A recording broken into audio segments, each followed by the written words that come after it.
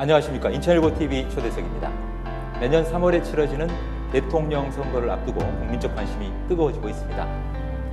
인천일보 TV 초대석은 각 정당의 대선 주자들을 만나보고 있는데요. 오늘은 진보당의 상임대표를 맡고 계시죠. 김재현 후보 모셨습니다. 김 상임대표님 어서 오세요. 안녕하세요. 반갑습니다. 네. 먼저 지난 9월 3일로 알고 있습니다. 이 당내 대선 후보로 선출되셨어요. 대권에 도전하게 된 그 계기, 당연할 수 있습니다만 포부가 있으실 것 같은데요. 그 계기가 궁금합니다. 네, 4년 전 촛불로 거리가 뒤덮였던, 그래서 국민들이 탄핵으로 정권을 교체했었던 그때를 떠올린다면 지난 4년 동안 과연 우리 국민들의 삶이, 특히 평범한 노동자 서민의 삶이 얼마나 달라졌는가. 아니, 저는 더 나빠진 것을 직시할 수밖에 없다고 생각합니다. 그런 상황에서 이번 대선을 맞이하는 거대 양당의 후보들의 입에서 흘러나오는 말들을 보면 그런 평범한 국민들의 삶을 개선시킬 수 있는 방안이 아니라 말뿐인 정권 재창출, 또 정권 교체, 이런 이야기들 속에서 과연 국민들이 어디에서 희망을 둘 수 있을 것인가, 특히 극심한 불평등 사회가 과연 변화할 수 있을 것인가, 많은 실망감을 가지고 계십니다. 저는 바로 이러할 때 진보 정치가 다시금 역할을 제대로 해야 하는, 새로운 등판을 보여줘야 하는 선거가 돼야 한다고 생각합니다. 불평등을 넘어설 수 있는 불온한 상상력, 진보 정치만이 이야기할 수 있는 노동자 서민이 행복한 사회를 말할 수 있는 후보로 제가 출마한 것이 우리 국민들께 새로운 희망으로 다가올 수 있기를 기대해 봅니다. 네, 같은 달 9월 5일이었죠. 이 대선 출마를 정식으로 이제 선언을 하시면서 그 이후에 여러 가지 공약을 좀 발표해 오고 계세요. 특히 평화통일 관련 공약이 좀 눈에 띄는데요. 그 중에서도 이 연방통일공화국을 언급을 하셨더라고요. 어떤 내용을 담고 있는 방안입니까? 네. 사실 오랜 기간 동안 흩어져 있었던 민족이 하나로 통일을 한다는 것은 단순한 지리적인 통합을, 또 물리적인 통합을 그렇게 쉽게 바라볼 수 있는 문제가 아닙니다. 긴 시간 동안 헤어져 있었기 때문에 분단 이전 상황으로 그저 돌아갈 수 있다고 생각할 수는 없고요. 변화된 상황, 조건에 맞게 새로운 공동체를 어떻게 건설할 것인가의 문제로 접근해야 한다고 봅니다.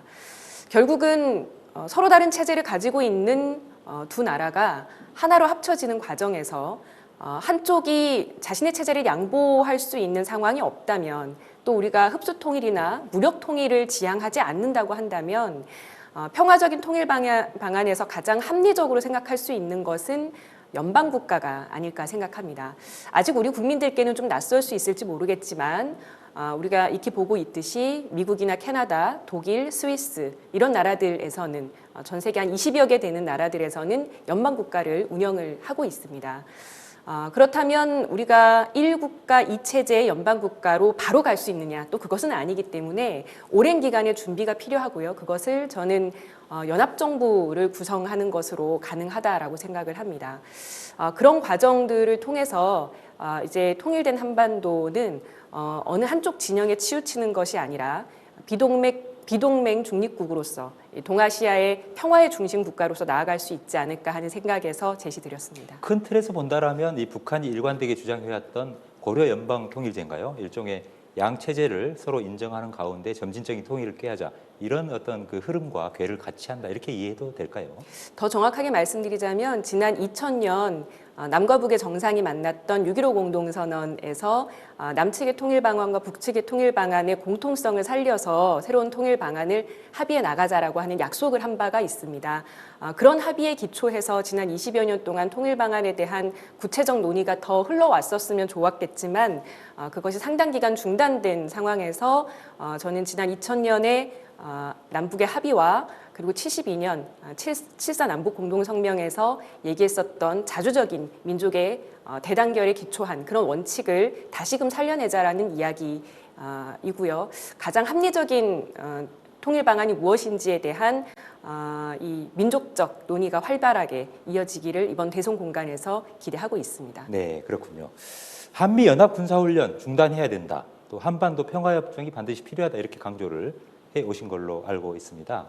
그런데 최근 상황을 보면 이 북한에서는 탄도미사일 2발을 동해상에 쏘아 올렸거든요. 이렇게 남북의 군사적 갈등도 대치 구도가 좀 강화가 되는 그런 상황이 연달아서 이어지면서 한미 군사훈련 중단 이게 무리한 거 아니냐, 결국 국가안보를 계속 위험에 빠뜨리는 그런 처사 아니냐, 이렇게 우려하는 다소 이제 보수 진영이라고 해야 될까요? 이런 목소리도 있는 게 사실입니다. 어떤 반론을 제시하시겠습니까? 일단 한미연합 군사훈련이 중단됐었던 지난 2018년을 돌아보면 1년 동안 무려 3차례 남북 정상회담이 있었고 전 세계가 주목하는 한반도의 새로운 진전이 크게 펼쳐졌습니다.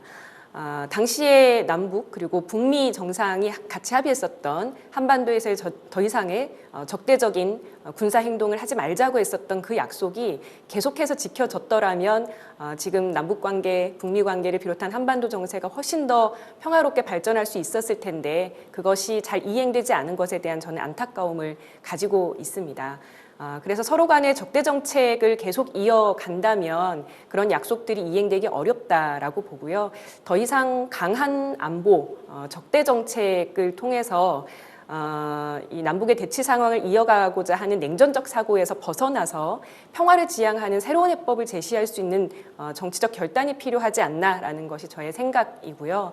얼마 전 반갑게도 문재인 대통령께서 유엔 총회 기조연설을 통해서 사자 종전선언에 대해서 제안을 하고 그것에 대해서 북의 긍정적인 반응이 잇따르고 있습니다. 최근 많은 국민들께서 다시금 남북 정상회담을 비롯한 남북 간의 평화 분위기가 되살아나지 않을까 하는 기대를 가지고 있는데요. 저는 지금이 바로 기회라고 생각합니다. 옛말에 쇳불도 당김에 빼라는 얘기가 있는데요. 이참에 우리 정부가 가지고 있는 대북 제재 해제의 권한이라도 제대로 발동을 해서 오랜 열망이었죠. 금강산 관광, 개성공단 재가동을 비롯한 우리가 할 수 있는 실천들로 다시금 3년 전에 그 평화의 불길을 다시 살려봤으면 좋겠다는 생각입니다. 네, 지금이 적기다 이렇게 보신다는 네, 거죠? 맞습니다. 네. 이 출연하시자마자 좀 어려운 질문들을 드려서 분위기가 좀 딱딱한 것 같은데요. 시청자 여러분 기억하시겠죠? 지난 2012년에 이 통진당의 청년 비례대표 자격으로 19대 국회의원에 당선이 되셨어요. 지금 출연하고 계시는 김재현 상임대표께서. 그리고 더 당선 후에는 이 보라색 미니스커트 또 하이힐을 신고 국회에 등원을 해서 큰 화제를 불러 모으기도 했었는데요. 그때 물론 여러 가지 언론을 통해서 입장도 피력하고 하셨습니다만 좀 그 역사의 시계바늘을 되돌아본다고 해야 될까요? 그때 추억, 국회의원 하실 때 좀 보람이 있었던 일들은 어떤 게 있었을까요?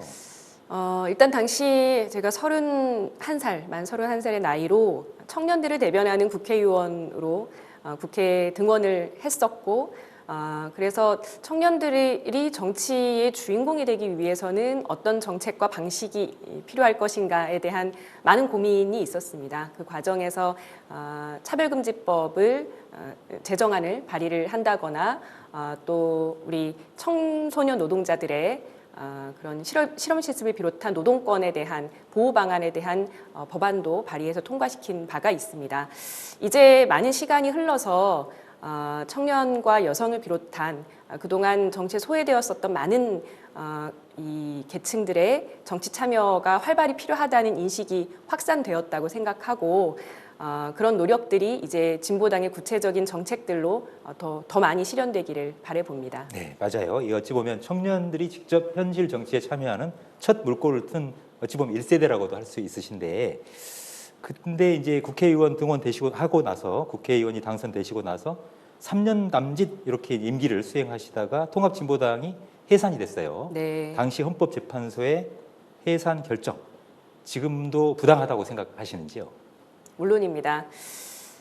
역사상 유례가 없었던 강제 정당 해산은 저와 제가 속해 있었던 정당의 당원들에게만 국한되는 아픔이 아니었었고 우리 한국 현대사의 거대한 아픔과 고통의 시간으로 저는 기억될 것이라고 생각합니다.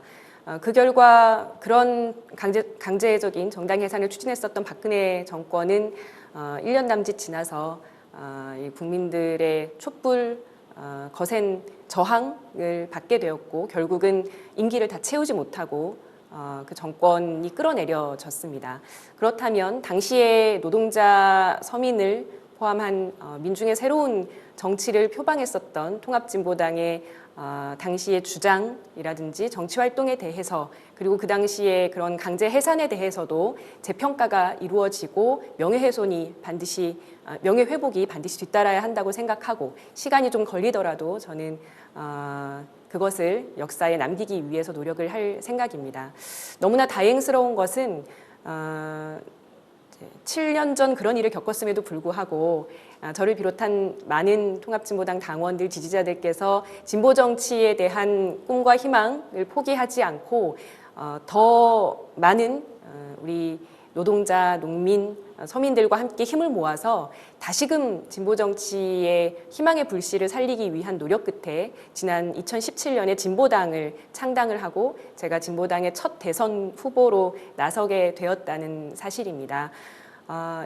지금 제가 현재 만 40세이고요. 네. 중앙선관위에 후보 등록을 한 아마 최연소 후보일 텐데요. 진보정당이 20년 전부터 새로운 대한민국, 새로운 사회에 대한 많은 상상력들을 국민들께 던졌다고 생각하는데 지난 몇 년 동안 그것이 좀 주춤했다라고 하는 평가를 받아왔다면 다시금 등장한 진보당 그리고 가장 젊은 진보당의 대선 후보인 제가 그렇게 가슴 설레는 새로운 불어난 상상력, 새로운 진보 정치의 시대를 국민들께 보여드릴 수 있는 기회를 얻었다는 것에 대해서 참 감사하다고 생각하고 기대해 주셔도 좋을 것 같습니다. 네, 만약 지금 현재 말씀하신 그런 결기와 각오를 잘 국민들이 받아들여서 대통령에 당선되셨다라고 한다면 이제 내각도 구성을 하고 또 입법부와 같이 많은 정책들에 대해서 조율을 해야 될 텐데요. 문제는 우리 진보당이 지금 현재 원내에 진입돼 있는 국회의원이 단 한 분도 없지 않습니까? 그야말로 원외 정당이고요.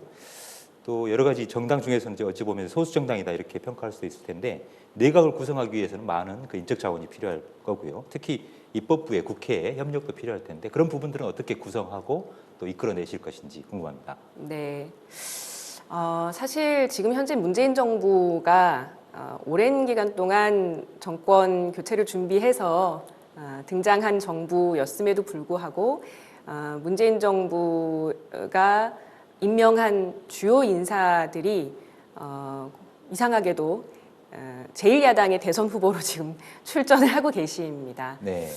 이런 상황을 어떻게 봐야 할 것인가? 저는 단순한 정권 교체가 아니라 국정 운영의 철학을 명확하게 확고하게 가지고 있는 새로운 정치 세력이 필요하다는 것에 대해서 이제 많은 국민들께서 공감하고 계실 거라고 생각을 합니다.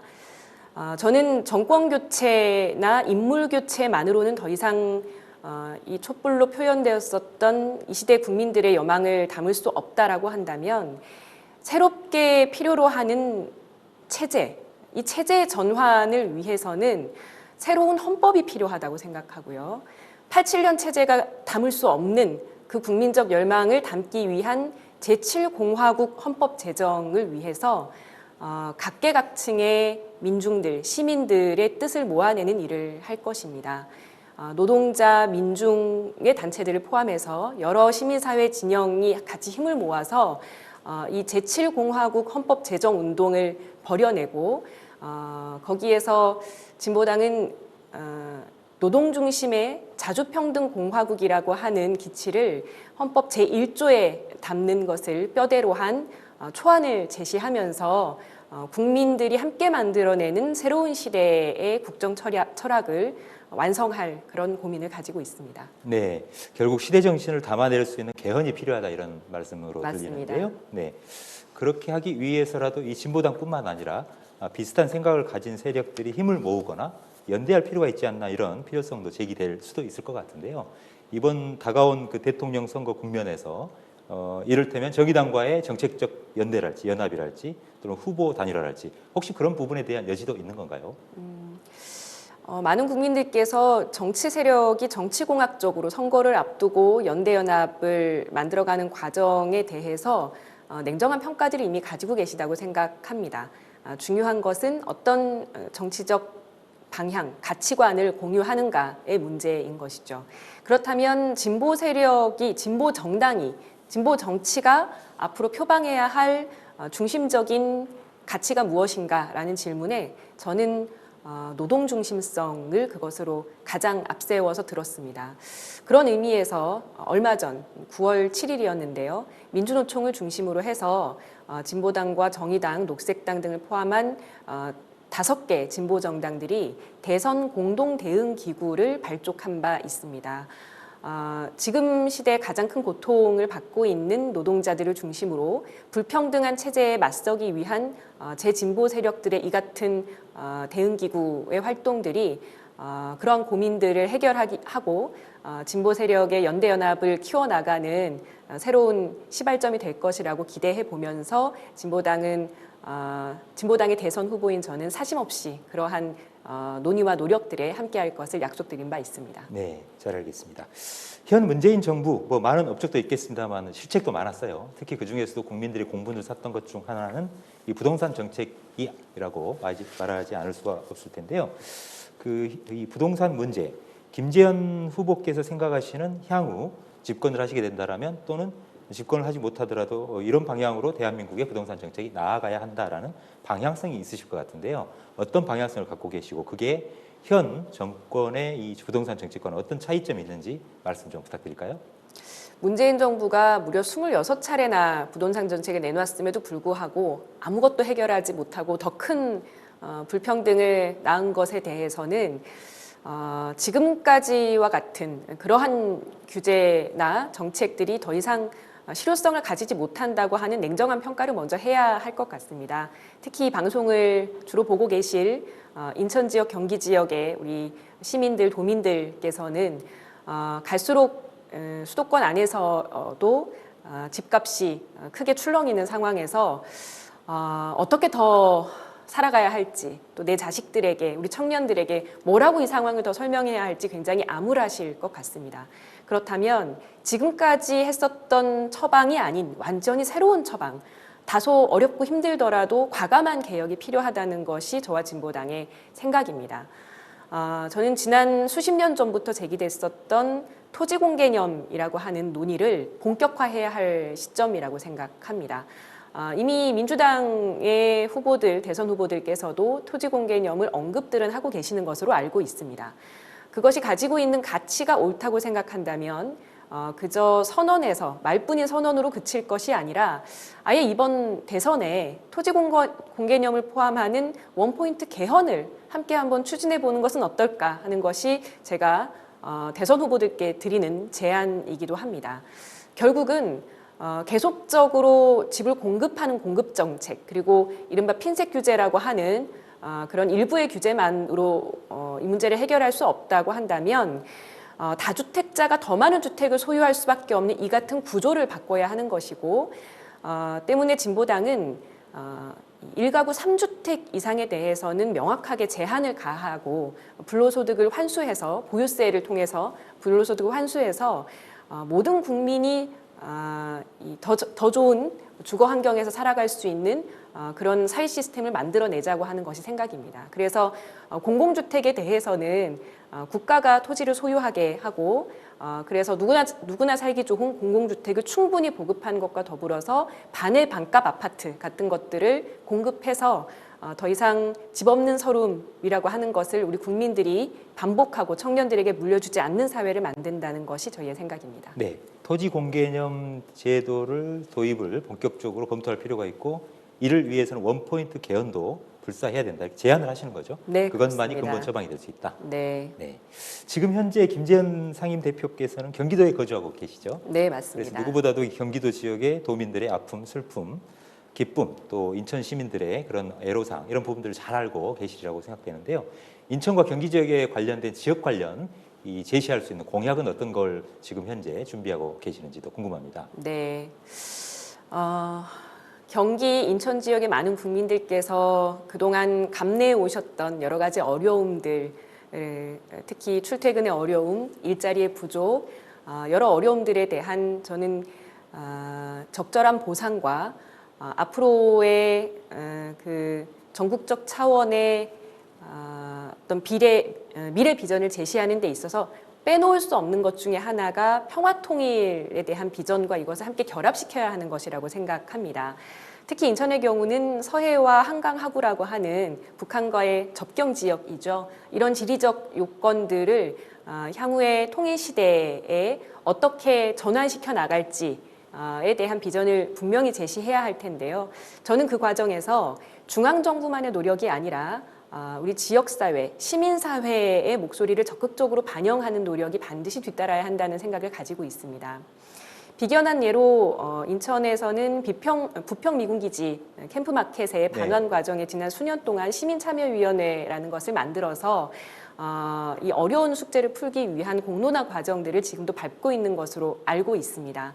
앞으로 통일 시대를 맞아서 거대한 개발 사업이라든지 여러 가지 정책들이 추진될 때 그것이 공공의 이익에 맞게 그리고 지역민들의 바람에 맞게 제대로 이루어지기 위해서 시민사회가 여기에 하나의 주체로서 적극적으로 참여할 수 있게 중앙정부로서 최선의 노력을 다하겠다라는 말씀을 드리고 싶고요. 또 하나 코로나 시대에 공공의료의 중요성에 대해서는 뭐 누구도 부정할 수 없는 시대가 되었는데 지금 인천광역시에 공공의료기관이 단 2개밖에 없는 상황입니다. 적어도 권역별 공공의료기관을 2개는 더 확충을 해야 한다고 생각하고요. 북부와 동부권에 2개 정도의 더 공공의료기관의 확충을 통해서 적어도 인천에 살아가는 시민들께서 의료복지 문제에 대해서만큼은 소외되지 않았다라는 그런 생각을 가지시게끔 노력하도록 하겠습니다. 네, 잘 알겠습니다. 마지막으로 내가 반드시 대통령이 돼야 한다라는 까닭이 있을 텐데요. 우리 인천과 경기 유권자 그리고 국민 여러분들께 한 말씀 호소해 주시죠. 네. 20년 전 민주노동당이 무상의료, 무상교육, 또 무상급식을 이야기할 때만 하더라도 참 되면 좋겠는데 그게 과연 실행 가능한 것인가 라는 물음표를 가지고 계셨을 겁니다. 하지만 진보정당이 원내에 진입하고 또 지역사회에서 풀뿌리 진보정치를 구현해 나가는 과정에서 우리 삶이 어떻게 변화하는지를 보면서 진보정당이 내놓은 그런 새로운 사회의 모습들이 실행된다고 하면 참 좋겠구나라는 생각들을 지난 10수년 동안 차곡차곡 가지시게 됐다고 생각합니다. 그럼에도 불구하고 지난 몇 년 동안 진보정당이 그런 속 시원한 이야기를 하는 야성을 잃은 것 아닌가 하는 또 걱정의 말씀들도 많이 해주셨습니다. 촛불 이후에 사회가 대개혁으로 나아갈 거라고 기대했지만 그것을 받아안지 못하는 문재인 정부의 실정들을 보면서 과연 정권교체라고 하는 것이 우리 삶을 변화시킬 수 있는 게 아니었구나라고 하는 그런 실망과 불신도 크게 가지고 계실 것입니다. 그래서 진보당은 다시금 진보정당이 중심이 되어서 체제의 교체, 체제의 전환을 통해서 이 불평등의 시대를 극복할 수 있는 우리 노동자, 서민의 힘을 모아내겠다라고 하는 말씀을 드리고 있습니다. 제가 불온한 상상력이라는 표현을 썼는데요. 어찌 보면 헌법재판소에 의해서 강제 해산당했던 과거 통합진보당의 꿈, 민주노동당을 비롯해 지난 20년 동안 진보정당을 지지해 주셨던 많은 분들의 꿈이 박근혜 정권의 탄압에 의해서 쓰러졌던 시절이 있었다면 그것을 넘어서기 위한 촛불의 힘과 지난 몇 년 동안의 진보당의 노력들이 이제 이번 대선 공간에서 노동자 서민의 희망으로 다시금 피어날 수 있는 기회를 얻었으면 합니다. 국민 여러분들께 속 시원한 진보 정치, 불평등을 넘어설 수 있는 노동자 서민의 목소리가 담긴 그런 대선의 공간을 활짝 열어드릴 것을 약속드리면서 진보당과 저 김재현의 활약을 기대해 주시고 응원해 주시기를 부탁드리겠습니다. 네, 단순한 인물 교체나 세대 교체를 뛰어넘어서 이 체제 교체가 필요하다. 이를 통해서 노동자와 서민에게 희망을 줄 수 있는 세상을 꿈꾼다. 네, 이렇게 요약을 해볼 수 있을 것 같습니다. 오늘 출연해 주셔서 대단히 감사합니다. 고맙습니다. 네, 오늘은 제20대 대통령 선거에 나서는 진보당의 김재현 상임대표와 함께 이야기 나눠봤습니다. 인천일보 TV 초대석은 다음 시간에 찾아뵙겠습니다. 시청해 주신 여러분 고맙습니다.